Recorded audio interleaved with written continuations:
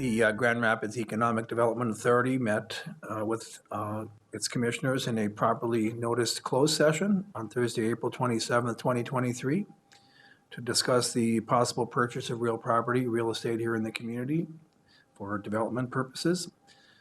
We had a good thorough discussion about the merits of that activity and ultimately took questions from the commissioners, which were addressed by Rob, and ultimately we adjourned that meeting.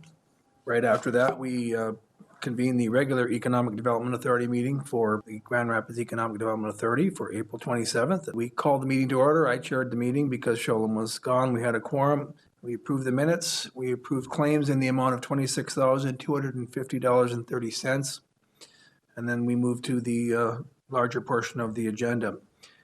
We considered a loan to KAXE, Northern Community Radio, for the 2023 Riverfest. This is off the Downtown Entertainment Loan Fund that was created, and that was approved in the amount of $75,000. We also approved a lease for Kim Erickson doing business as Growing Harmony within Suite 109 of the Central School. With the effectuation of that lease, the Central School is about approximately 70% leased now. We have other prospects maybe on the list that also can take that building up to a higher occupancy, which has been one of our goals.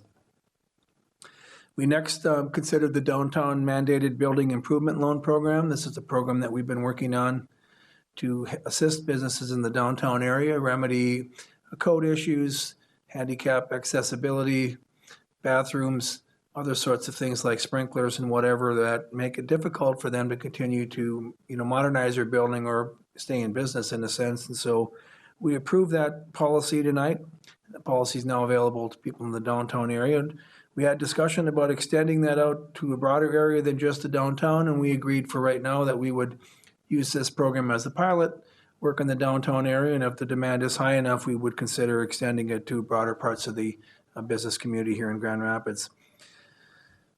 Next, we took up an agreement to hire the Wilson Group for acquisition services. This is in relation to studying some industrial land development here in the community that we're looking at right now. The idea would be to strike a purchase agreement, study the associated contingencies that might be necessary for that acquisition of the property, and potentially, tighten up around a development agreement of one form or another as we continue to look at opportunities to add and expand commercial and industrial tax base here in the community.